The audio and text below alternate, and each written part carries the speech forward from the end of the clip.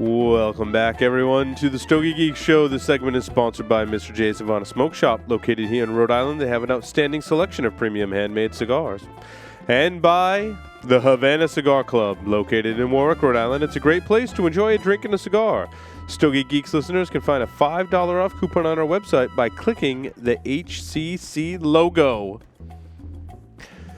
Welcome back, everyone. I'm Paul Sidorian, and I'm here with Will Cooper and our very special guest, Mr. Andre Farkas from Viaje Cigars. Andre, very nice to have you back on the show. Yes, it's nice to see you. I'm looking at my watch. It's been over a year. That's right. That's right. I'm a huge fan of your cigars, Andre. There are definitely many in the line that hold a special place in my heart. Ooh, I love going back and smoking them and aging them, certainly, and talking about them here on the show. What was the one that you did that had like a red outline? It was like a Robusto. It was a special direct-to-store release, I want to say. And it had a red outline on the band.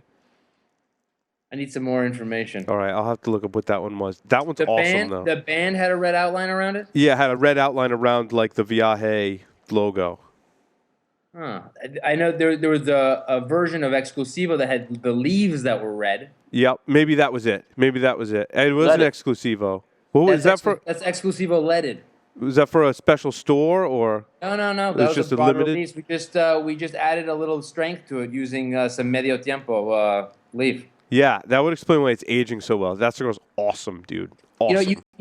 You will do such a service informing the people about aging. I think that there's a misconception that cigars don't need age and wine does, and people don't realize that it's all the same, really. Mm-hmm. So I think you guys should have maybe a couple of these a year that just talks about the benefits of aging, because I don't think that most people realize how much cigars improve and how great it is to age cigars, and that the cigar that's sitting on the shelf when you walk into your humidor may not be completely ready to go, and that things do improve with time. I think that would be a huge benefit to your listeners and your watchers. And do you blend them specifically so that like they change over time? Because I find it, especially with your cigars, Andre, like aging them is just so much fun because they change so much and they do different things. Do you kind of keep that in mind when you blend? Not really. It's that wonderful Nicaraguan tobacco that I use. Yeah, it's all like the shotgun shells. Dude, those are smoking awesome now. You'll smoke a shot, the super shot right out of the box. It'll blow you apart, and then it gets more refined as you let it sit and age. Does. Now remember, of course, you have to have proper humidity and condition. Yes. If you have everything lined up, man, they improve like a bottle of Bordeaux. Right. Yeah. And I've found that Aganorsa tobacco is like money in the bank. I know if I put that in my humidor, that I can go back to it a year later, and man, that thing's going to be really something special.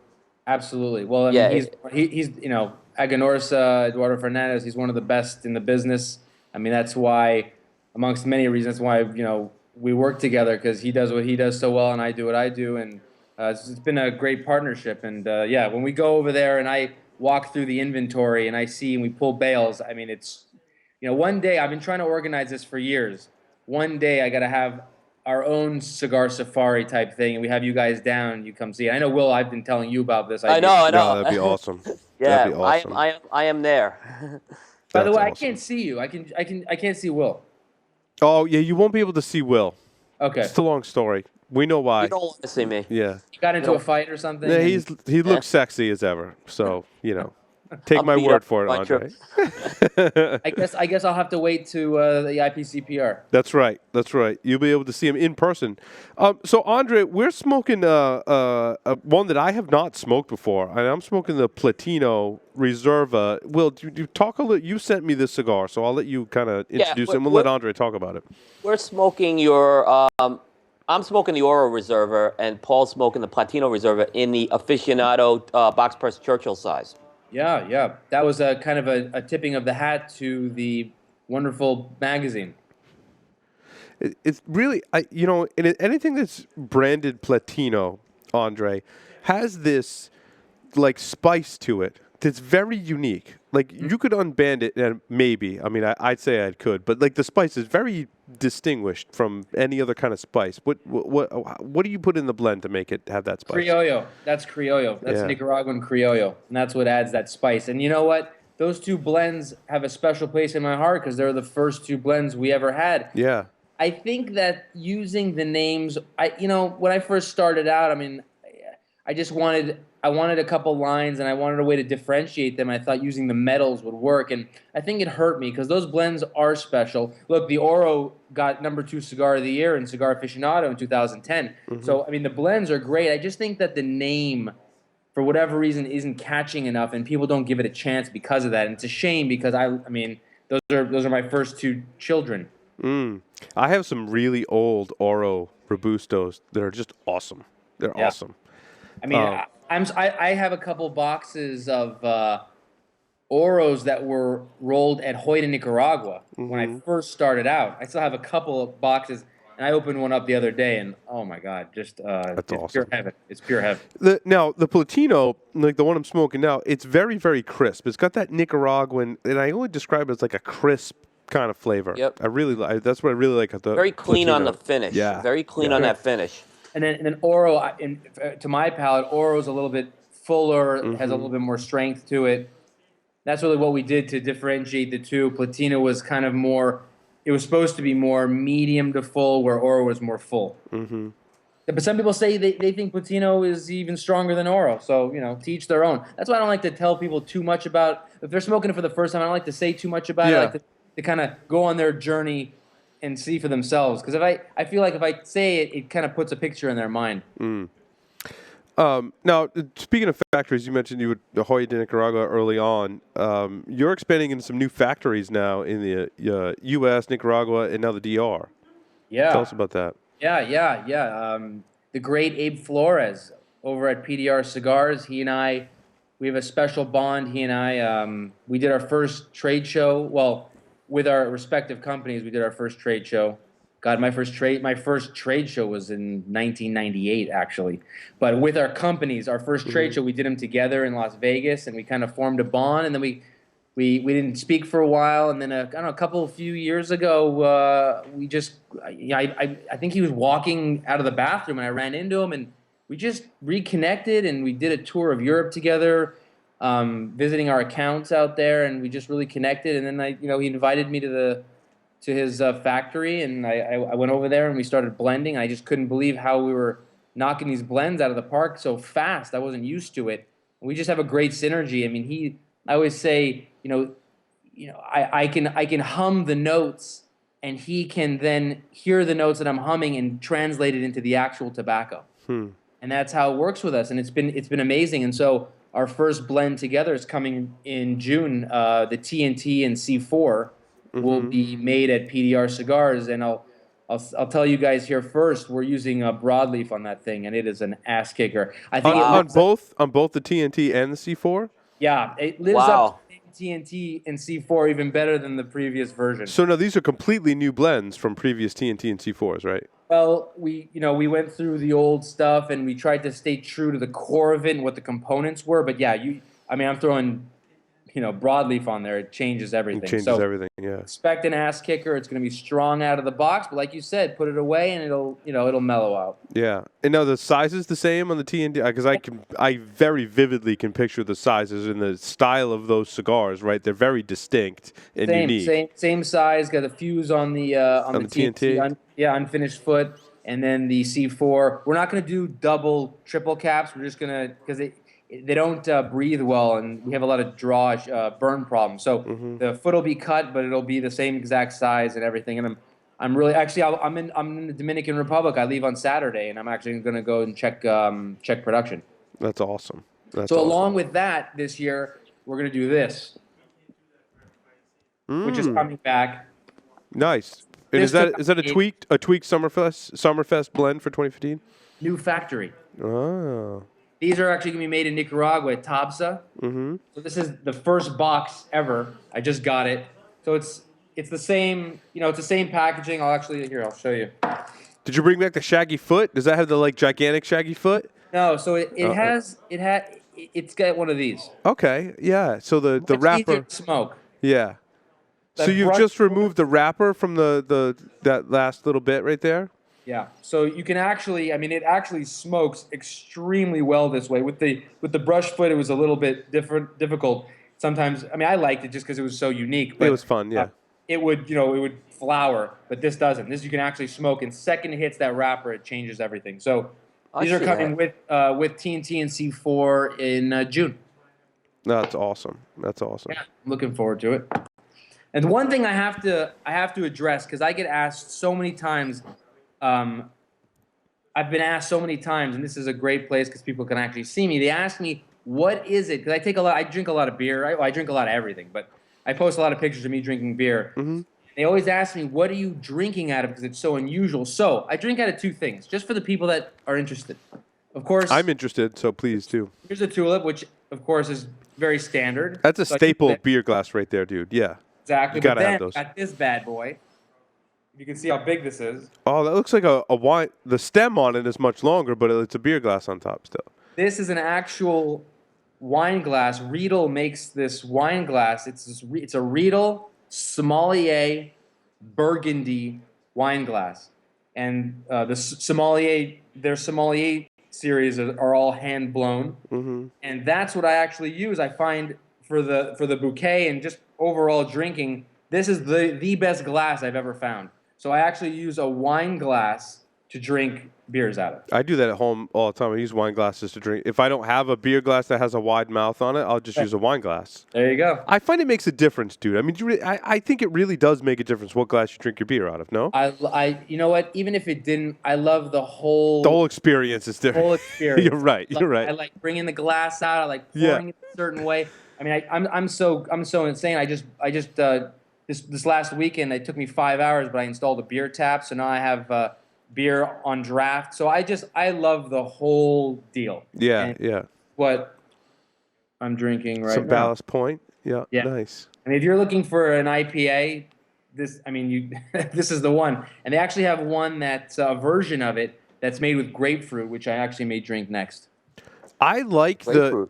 it sounds weird, Will, and I know you're like grapefruit. Yeah. I've had some grapefruit beers, dude. I had one in Florida, and I was like, I don't know if I'm going to like this. Like, I actually bought one to see if my wife would like it, and I took a sip of it, and I'm like, I'm going to get one of those. I'm like, holy crap, that is good, because the one that I had, and I can't remember the brewery, unfortunately, but it was just like this little hint of grapefruit in the beer, and I found that the flavor melody that it created was really awesome. Yeah, it's not like a flavored beer by any means. It's just like you said, it just like has a little hint to it. I absolutely love it. They make another version of the Sculpin that's habanero infused, and that I don't think I'll ever meet someone that can actually drink that straight. It's so strong that your stomach, it feels like it's melting. So what I do is I'll buy one of them, pour a quarter of it into the glass, and then pour 3/4 of one of these, and I actually blend it myself, just to give it a little bit of heat. But alone, your hair fell out. I've never had a habanero beer before. That's pretty cool. Pretty good. Yeah, but you have to mix it, or else there's no drinking it. That's awesome.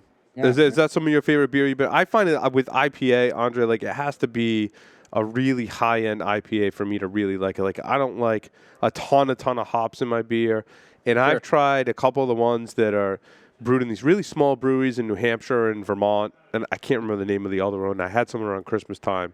It was like this little small brewery in Vermont, and they made this. Heady Topper? Is it Heady Topper? It was not Heady Topper. I've heard that's really good, but it was very similar. In fact, people said this one is like almost comparable to the Heady Topper, but it was in that same realm. Like just a really light, crisp, clean IPA.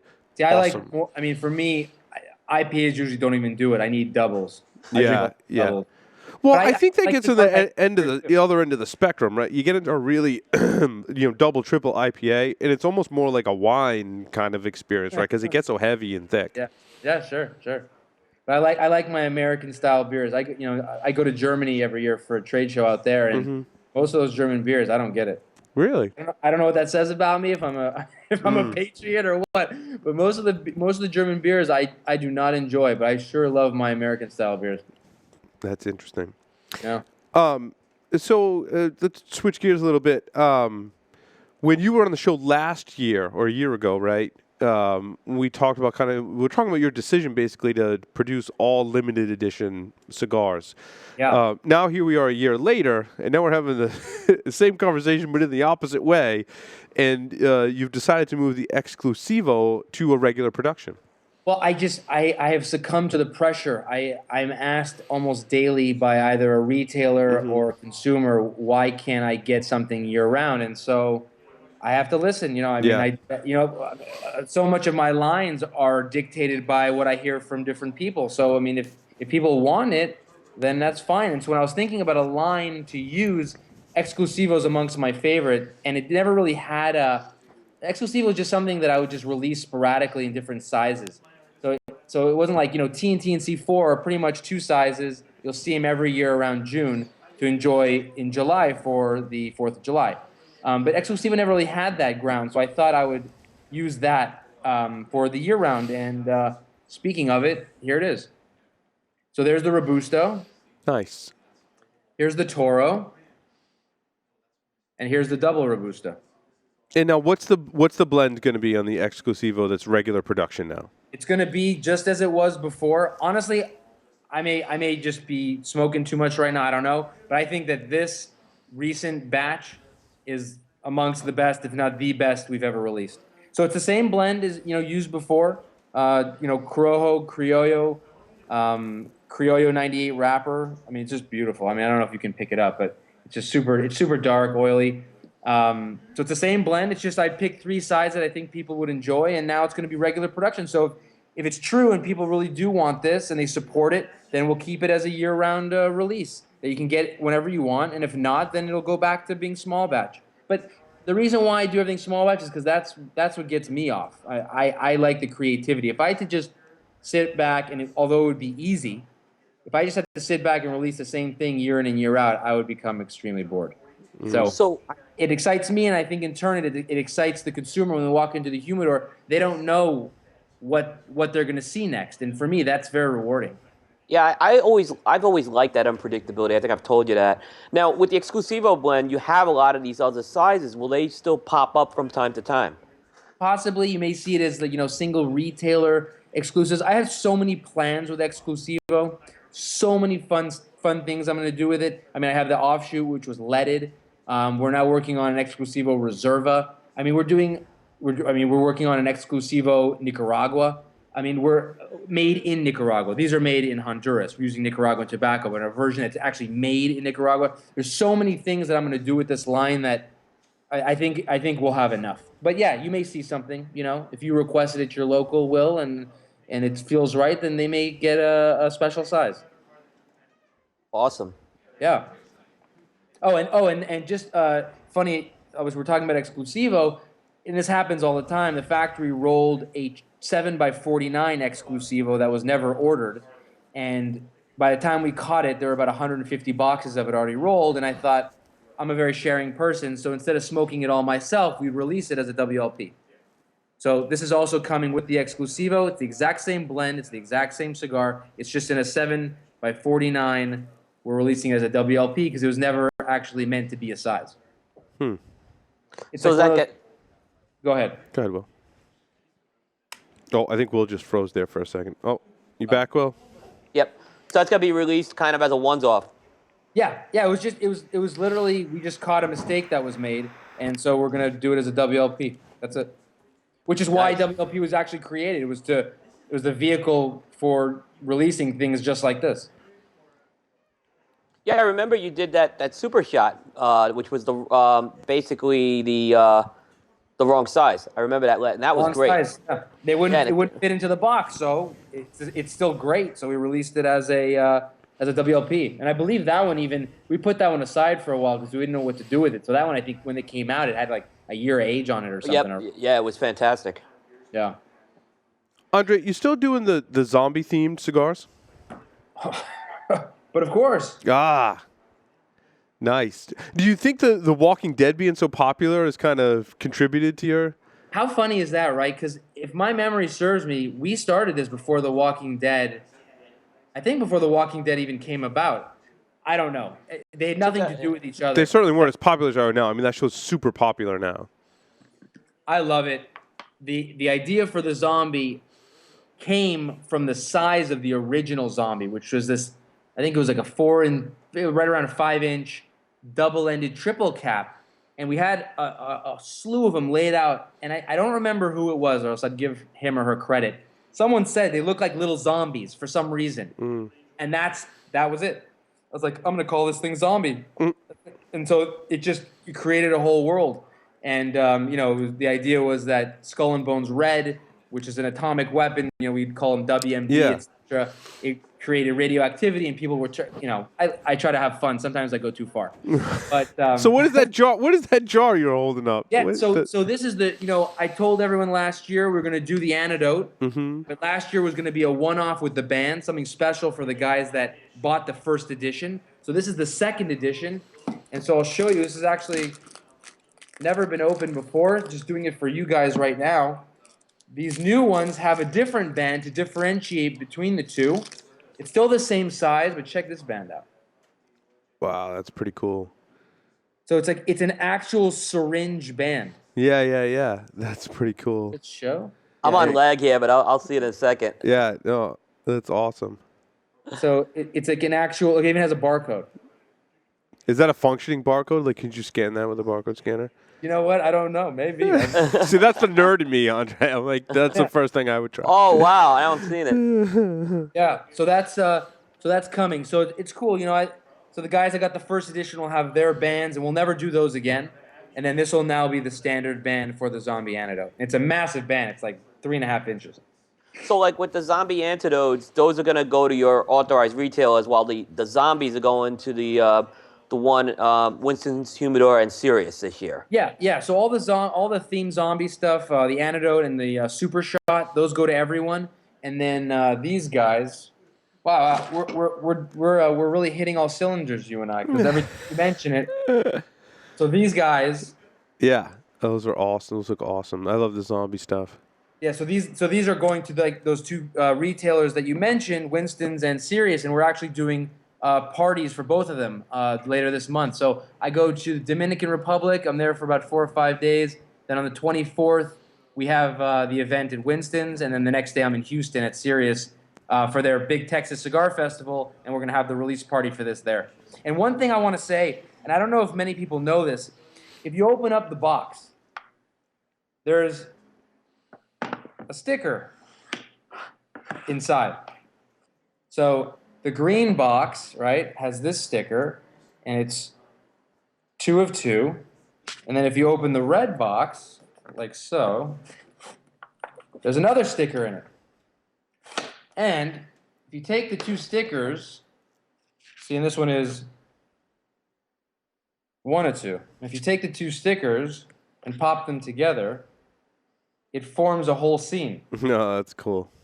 So, to your listeners, if anyone jumps on my Facebook page, the first person to show me that they have the 1 and the 2, they can actually show me a picture of it and post it on my Facebook and tell and make mention of you guys, I will send you guys something very, very special. I won't say what it is, but there will be something very, very special. So I guess it's sort of a contest. So they have to mention you guys and post an actual picture of them together, and my office will be sending a package to that person. Oh, that's awesome. Now, wait, if you're on the Stogie Geek staff, am I disqualified from that entry? It might be.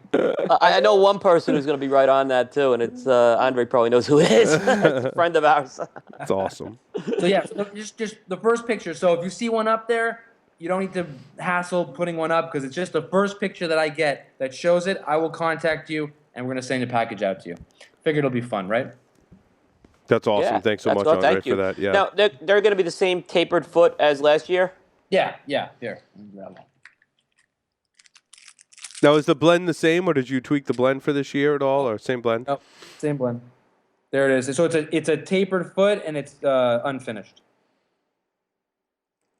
That's great. I'm glad. I like the blend. I like both the red and the green, actually. Yeah. And it's interesting, Andre. I haven't gone back and smoked one of those in quite some time, so I'm They curious age well. to see. Yeah, I'm curious to see how they age. And they mellow out. But originally we did the green, then we did the Criollo, and then we did a Criollo and a Corojo, and then when I introduced the Maduro, everyone lost it, so I decided I'd stop at these two. So every year we'll have, well, I can't say every year because who knows what's going to happen next year, but this year we're going to have a Criollo and a Maduro version. Awesome. That's awesome. That was a great cigar. Yeah, no, last time you were on, Andre, you said your goal was to improve consistency. So how well do you think you're doing on that? I think we're doing really well. At least the feedback is telling me that we're doing really well. It was a very, very tough time we went through. I don't know, 6 months or so. It was unfortunate. You know, I had to do a lot of apologizing because I see things for what they are, and if there's an issue, I look into it, and there was an issue. The factory, you know, sometimes you take the eye off the ball, and so I went back and I busted some heads, and no, I think we are now. I think right now the consistency, flavor. I mean, everything is as good as it's ever been, and if not better. Awesome. Andre, You'll find factories. You know, there's so many people, there's so many hands, there's so many things going on at any given time. And another thing is, I'm not the only one in these factories. Factories are making for themselves, or making for other people, and sometimes these things happen. So I appreciate everyone, you know, understanding and sticking with the brand. And I mean, you know, again, from the feedback that I've already received, it looks like we've been on track for a while now. I'm going to contest to that as well. I agree. I mean, I'm going to concur with that. I agree with that. I've really, the last year, there's been, and I think by you going to some of these different factories, not that one factory was doing a bad job, it kind of has given you a little more diversity too. You know, my perception, Andre, is your stuff is probably not the easiest stuff for a factory to tackle. No, very because difficult. It's out of the box. It's different. Yeah. I place the order. They are not happy. But what's nice as the consumer though, it's awesome to have interesting and new and different stuff though. Yeah, that's what I love about it. Well, that's kind of that's why I don't understand when I get some flack from people that complain about having choice. I mean, since when is choice a bad thing? So I try to offer that. I try to offer everything under the sun, to not only have fun with the cigar industry, but to offer different looks and different flavors. And I mean, to me, variety is the spice of life, and that's what I try to give to people. And I don't know, some guys, they don't get it. They just want the same cookie cutter, regular cigar day in and day out, and I get attacked for it. So, you know, for those people, Viaje is not for you, but for everyone else, or at least for my following, they seem to love it, as do I. So we're going to keep pressing on. Yeah, and speaking of pressing on to newer releases, Will, you had to put that in there with no prep. The Chica Chicharrones. Okay, let me take this. Is that how you say that? Let me take this one, okay? Okay, so, Andre, you just released something called the Chicharrones. Am I saying that right? Chicharrones. Okay, so before we get into that, I got to tell this story, because I didn't even tell Paul this story. I was in Honduras last week, and I was bouncing around Honduras, and I stopped at basically a gas station to just kind of get a snack, and I walk in and I see chicharrones, and it's I had never had it, you know, but I'd known about it from your release, so I saw like an original and a spicy. So I was like, I got to try this. And it's like a pork rind, is what it is. Is that what it is? Fried pork rinds? Is that what it is? It's like a pork rind. I'm googling it right now. I googled it. It's really good. I was like popping these on the bus. So you came out with a really interesting project theme with this, which I thought translated nice. I mean, the funniest thing is when you put up that Facebook post, Andre, and it said, "Who's hungry?" I just like, this is awesome. So tell us about that, because I think it's an interesting concept what you did with that line. Well, I was blending a new cigar, and I wanted it in a short format. You know, I tend to do the smaller smokes in the beginning of the year in the winter. My heart goes out to Middle and the East Coast, Middle America and the East Coast. You guys get hammered. So I try to go small format beginning of the year. Then when we go into June and July, the cigars tend to get a little bit longer. So Chicharrones was for the first half of the year. And so I was blending something on the small side, a quick smoke. And I guess I was out in a restaurant. No, I was in a grocery store, I think. And I didn't know what to call it. And I saw this package of chicharrones, and I thought, wow, there are these small snacky snacks. That's a great name. How can I incorporate this into a cigar that is a small? I mean, I think it's like 4.5 by 48. it's a small cigar, and thought, wow, what a perfect name. And then the ball started rolling, and I needed a name, so I called it Senor Andres Chicharrones. And then I thought, all right, well, what kind of imagery do I want with this? And I thought, well, I need a hog, I need a pig, I need something like that. But wouldn't it be funny to use a matador, but instead of a bull, have it as the hog? And it just started going, and the ideas started flowing, and then now you see. I mean, this project, beginning to end, I mean, you can see the box; it's pretty elaborate. It took me about a year and a half, maybe close to 2 years. That's how much time went into this thing. So it just started as a blend, and then an idea for what I wanted to do with it, and it just kind of took off from there. What I like about it is it goes to what I call your three staples: the Corojo, Criollo, and Maduro. Mm-hmm. That's what I loved about that, and I enjoyed the cigars a lot because it kind of like I said, it goes to the core of what you were doing. Sure, and I enjoy now hearing people saying, "Oh, I like the spicy more than the bold," or "I like the bold more than the original." And the only difference between them is the wrapper. The blend, the binders, they're all the same. It's just different wrapper on each one. So I enjoy the feedback, people telling me what they like, what they enjoy. So it's nice. So in one box, you get 3 different flavors. And then you added along with that, you added, I haven't smoked it yet, but I do have the cigar, the jalapeno. Oh, I love that cigar. I did. My stuff tends to, as you know, to be on the stronger, spicier side. And man, we just got this blend together, and I thought, what do I need to do to convey what's inside here? And I thought jalapeno would be perfect. And then again, the ideas start flowing and they start snowballing, and I thought the idea with the foil would be cool. Let's wrap it, and put a tail on it, and then the fresh produce aspect of it, where we have farms and we're actually growing jalapenos, and little by little it started to come together like pretty much all my lines do. And you have the finished product. You have Viaje. What is it? Viaje. We have a farm in Honduras, and we're growing plump, juicy jalapenos. But it's a Nicaraguan cigar, correct? Yeah, Nicaraguan, okay. Rolled in at raíces in Honduras, and I mean, this is going to have a whole life of its own because there are many peppers out there, and so you may see poblanos, you may see ghost peppers. This is going to be a nice starting point to something that we can continue for many years. Now, was it kind of coincidental, or did you aim this? Because I kind of looked at this as maybe your Cinco de Mayo seasonal release now. It just kind of time-wise, it was a shorter cigar. I tried to do that in the colder months. It just kind of worked out that way. I didn't brand it to be to coincide with Cinco de Mayo, but it's a great thought, and why not? Why not enjoy a jalapeno on Cinco de Mayo? While you're watching the Mayweather, well, that's on the I was going to say the Mayweather-Pacquiao fight's on the 2nd, but it's very close. But yeah, why not smoke it for Cinco de Mayo? That's great. That's great. Now, yeah. Is it like a really spicy cigar? Is that, I mean, how much are you living up to the name? Yeah, it's living up to the name. It's strong. It's spicy. You gotta try one. Next time we do this, and I apologize, I should have sent some stuff so we could all smoke, together. But next time we do this, I'll send some stuff out, and as we're talking, we can actually smoke it. But yeah, it definitely lives up to its name. That'd be awesome. For me, and also from the feedback I've gotten, people are happy with the way it turned out.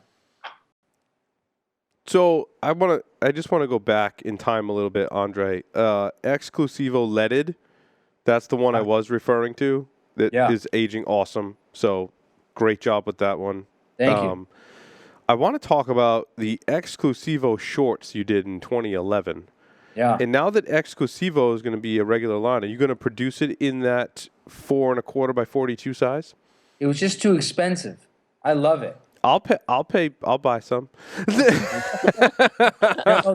I'll produce 2 boxes. Yeah. One for each of you. There you go. I'm buying, dude. If you're making those again, dude, I'm buying. That has to be one of my favorite cigars you ever produced. Thank you. I love the size. It's a great quick smoke. It's just the cost was just so expensive. So I'll work on it. I'll see if I can get the cost down. If I can, then I'll do it. I mean, I've got. I haven't really made much mention of it, but the price of Exclusivo is going to drop. I've cut the cost on Exclusivo now that I've been doing it for so many years, and I've secured X amount of tobacco for it, and now it's a regular production. I actually negotiated a better price point for it. So if that ever happens, I always pass that on to the consumer. So now with the Exclusiva that's coming out, you're going to see it at I'm dropping the price on it. Nice. That's Yeah. awesome. I'm excited, man. dude. That's great. So you've done some. Traditionally, you've been working a lot with Nicaraguan tobacco. Obviously, we've established already. But now you've got a foray into Dominican tobacco. So what cigars are you making with Dominican, and what's that been like? Well, the cigars that I'm doing in the Dominican Republic, they have tobacco from all over the place. You know, I'm using some tobacco from Brazil. I mean, we use Piloto from the Dominican Republic, but really, it's not. Now that I'm over there and I'm working with PDR, it's not a Dominican cigar by any means. Yeah. We're sourcing tobacco. I mean, the TNTs have broadleaf. Abe and I are doing this year's collaboration. He and I are working on. I mean, that has it has tobacco from all over. So just because I'm over there doesn't mean I'm working exclusively with Dominican tobacco. I'm actually working with tobacco that we source from all over the world, which is exciting, for me. Puros are cool, but if you have access to different tobaccos, why not? I mean, it's like wine, It's like a Bordeaux blend, You bring the cigar, you have different flavors, and if you can mix and match them well, you can come up with a masterpiece. So we'll be using tobacco from all over the world. That's awesome. Yeah. Will, more questions for Andre? Yeah. So, Andre, in terms of the Satori's, will we see them again at the trade show this year? Ooh, good question. Yeah, absolutely. We'll do the Satori, the trade show, new factory. These are going to be made at Tabsa. I actually literally just today saw the first pictures of what they look like. They've come out. They're fantastic. Does it have that super dark wrapper like we've seen on the Satori's before?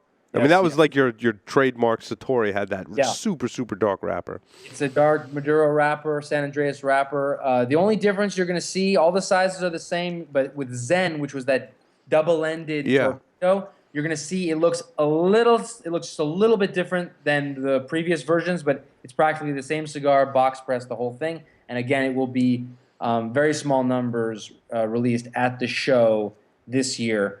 Along with some other surprises that I have, something that I'm extremely excited about showing you guys. So please do come by and visit with me. Now the new Zen, is it less tapered, like more tapered? Like what's the change in the? The molds are just a little bit different. Okay. They're both tapered, but it seems like the taper is a little bit longer, but it's more or less the exact same thing. So yeah, so they're done and they're just resting for the trade show. So I'm looking forward to seeing what people think now moving Satori to a new factory. Oh, that's awesome. Yeah. Now, going back to the white label project, one thing that you've kind of always looked at is you always look for consumer feedback in terms of the white label. And then last year, for the first time, you actually graduated a couple into its own line, which were the stuffed turkeys. Yes. So that was the whole idea behind it. It was to release a cigar like this Churchill that was never meant to be. How do you do that? I mean, release it as a white label project, or someone mentioning something in passing, like the stuffed turkey. Well, let's try it as a white label project, and if people like it, then and they show that they want to see it as a regular line, then I'll go to work and actually do it. I mean, stuffed turkey took a tremendous amount of time. If you've seen the bands and the packaging, so. I mean, we released it year after year as a white label, and every year I got requests for more and more of it. So we decided to have our first graduate. We had a little ceremony. We had a little diploma. Hats. It was nice. And we had our first graduate, which was in the form of the stuffed turkey. And I hope people support it because I love making it. And of course, we do that Thanksgiving every year. Yeah, no, I thought that was an awesome. And then you added that Farmer Bill Hatchet, that box press, which was fantastic. I mean, that was. I had a little bit of an adventure getting those, actually. So many of my lines, they start as one thing, and then they kind of go off into their own world. And I was just thinking, who is it that kills the turkey every year to get it onto your plate? Well, there's a farmer out there that's doing it, and so the ideas just started coming. I thought, it'd be great. We'll shape the cigar like the handle of the hatchet, and then Farmer Bill Hatchet was born. So now you have 3 cigars to look forward to every Thanksgiving to enjoy after you stuff your face with turkey. That's really funny. That's awesome, dude. Yeah. I love it. I do too. Yeah, but you'll find in so many of my lines they start as a single idea and then they sort of blossom. I mean, as we were talking, like Zombie. I mean, that just started as an idea with an unrelated cigar being the Skull and Bones Red, and then now, I mean, look, how many offshoots do we have? And Skull and Bones, will that be making a return as well? Yeah. I can't say when. I could say when, but that would ruin the surprise. I do like surprises, so yeah, very soon you're going to see something really, really special with Skull and Bone. Nice. Do you probably get asked this a lot. Have you ever been asked, Andre, why don't you bring back the Daisy Cutter? Yeah, actually, and I have plans on doing it. You know, with my slate, it's so full. We're already now planning for next year and getting production ready for 2016. So I'm going to try and squeeze it in. I'd like to squeeze it in. I'm going to be very, very careful with it. It was a phenomenal cigar, and I have to have the second iteration live up to what the first one did. So I'm going to have to be very careful, but it is something that I'm going to try to do for 2016. That's a tall order, dude. That cigar was very special. I completely agree. And I know it's your cigar, and you're saying that, but I'm backing up what Andre is saying. And Stogie Santa is the one that turned me on to that cigar. It has to be one of, I think, his most favorite cigars. One of the ones he talked about a lot, and he gave me like the one and only Daisy Cutter I've ever smoked. Right? Because you only made so many of them, and then they were gone. Probably like 150 boxes total. Yeah, so I was just very lucky to smoke one, and that cigar is extremely special. Yeah, so I'm going to try and bring it back. Absolutely. No, that's awesome. Yeah, I mean, it was the funny thing is when those came in, and it was 2010, I was on a business trip for like 2 weeks, and they came in, and one guy bought every one of them at my local shop. So there were none left when I got back, and he was kind enough to sell me 5 of them, which was very nice of him. And well, you have to tell these guys at your shop to hold some for you. This is ridiculous. Well, this was very early on. Now I have some arrangements with some very good retailers who hold stuff for me. So there's some very good folks in North Carolina who are doing that for me. Well, listen, if you guys ever miss anything, please, you can always hit me up. I'll get something out to you. And I appreciate it. You know, the thing is, I tell folks is I like smoking your stuff too, not just for the show, but I just like smoking it in general. So I like being able to get to it. So now we have actually a new shop in Charlotte that's carrying it, and it's great news here. Yeah, that's dangerous, Andre. I want to be emailing you. If there are holes in your collection, I will do my best to fill them for you. But you know what you just said is interesting, and we kind of talked about that about the exclusivo being regular now. You see, a lot of guys have the same issue that you have with our small batch approach. Sometimes they sell out quick, and people don't have access to it. So now, I'm hoping, well, at least from all the requests I've gotten, I think it's going to work. Now the exclusivo will be available year-round. So if, let's say, you miss something, you'll always be able to fall back on exclusivo being on the shelf. But so we're releasing it. It's coming out very shortly, and we're already sold out of the first run. So that's awesome for you, dude. I'm happy for you. But now it's a regular run, so now they have to be available. So now I'm scrambling. I have to get the next ones out. Yeah, I mean, in some ways, that's a good problem to have, though. Sure, but it has to live up to its name. If it's going to be regular, it's got to be regular. I wasn't anticipating the whole lot going, so now I got to get these things going. So, well, we're very much looking forward to smoking regular production and all your limited releases when they come out, Andre. Thank you very much. Go ahead, Will. Did you have more? Yeah, one more in the Exclusivo. So there's one size of the Exclusivo going to Germany, correct? That's just going to be going to Germany. Yeah, so for the country of Germany, I've given my distributor out there a special size. It's a torpedo. It's a 6x52 torpedo that will be an exclusive for the country. And it actually says it on the box. It's made 2015, made exclusively for Germany. Even though you don't like their beer. I like their beer. I do like their beer. It's just a lot of the beer I don't have an appreciation for. Let's just say that. You did an Oro and Platino torpedo, right? I did a Perfecto Squared. Yeah. I'm trying to think. Did I do a torpedo? I don't know. I picked one up at Corona. Yeah, you're right, I did. Corona Cigar. Was that an exclusive store, or was that a regular? I don't think so. I think it was a regular one, but that was made. I mean, that was probably made. Those are the original regular production ones. Those Yeah, are maybe 6 years ago or something. That's those how are long- really old because the cellophane on them was like really yellow when I smoked them. Well, if you can find those, grab them because I found them at Corona Cigar. I'm like, I haven't seen that size before, so I bought some, and they were really good, dude. Really good. Well, at our warehouse, I have a massive room that is just for. It's like my own humidor. And any release, anything that's ever come out, I always throw some stuff in there. So every now and again, I'll go through there and look, and I find some really old stuff. So I work it into my own smoking rotation. Nice. Yeah. We like it aged. Awesome. Well, Andre, thank you very much for appearing on the Stogie Geek Show. Of course. It's always wonderful to have you on the show. We look forward to all the unique things you're coming out with, and now regular production exclusivo, which is awesome. Coming soon. Yeah, thank you very much. Yeah. No, thanks, guys, for having me. You guys do a great service. I mean, this is it's great. It's good to have access to people like me and other, other manufacturers, and you guys are that window into it, and it's great. So keep doing what you're doing. I don't have to be here. I want to be here. I really appreciate you guys inviting me. It's an honor, and I look forward to the next time we can chat together. Awesome. Yep. You too, Andre. I'll see you in New Orleans. Of course, we'll see each other in New Orleans. Come by the booth, and we'll have a smoke. And of course, without people watching, what would be the point? So thank you for spending an hour with us. I really appreciate that. Awesome. Thanks so Same much, here. Andre. Thank you, Andre. Take care. With that, we're going to take a short break, come back, and talk about our stogies for the week. So stay tuned. Don't go anywhere. Andre, you there?